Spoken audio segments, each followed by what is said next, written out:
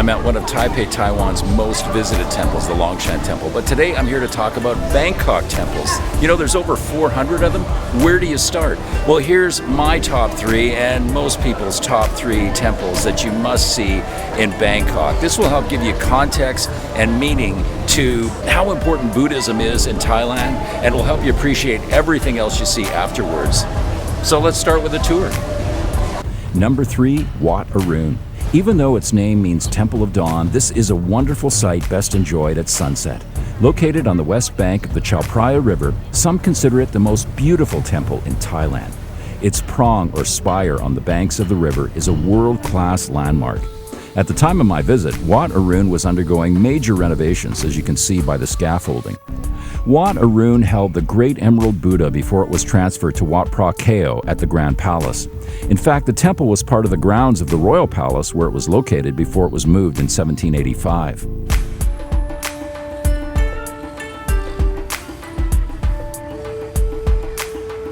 Wat Arun glistens in the golden hour at sunset. Its intricate tiny pieces of glass and Chinese porcelain, artfully placed on the prang and other structures, is an unforgettable sight.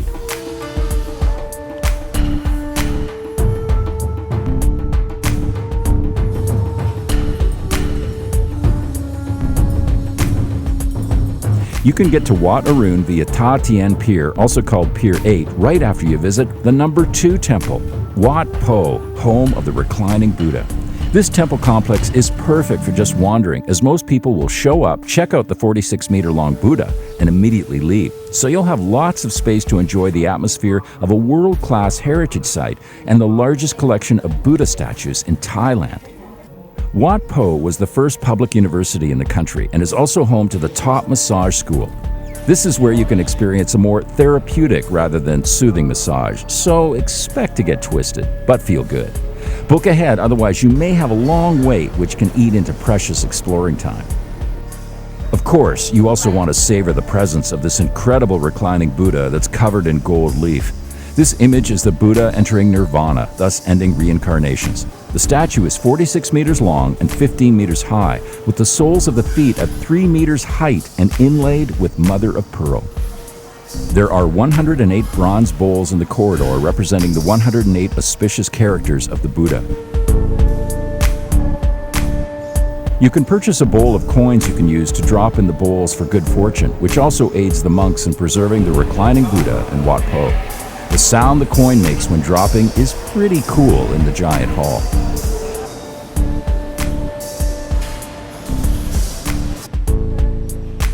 Wat Pho is within walking distance of the number 1 temple to visit in Bangkok, Wat Phra Kaew, or the Temple of the Emerald Buddha, located within the Grand Palace complex. Because Wat Phra Kaew doesn't house any monks, it is more like a personal chapel for the royal family than an actual temple. The Emerald Buddha is considered the palladium of the Kingdom of Thailand.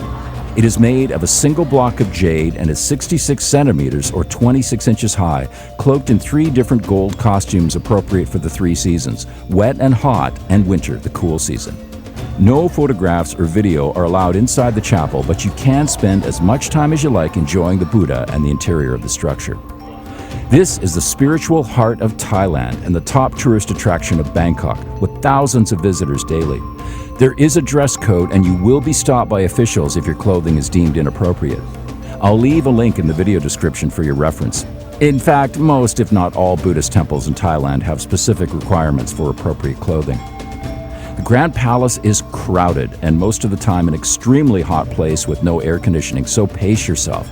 To avoid some of the bigger crowds, it's best to start as early as possible. The complex opens at 8:30 every day.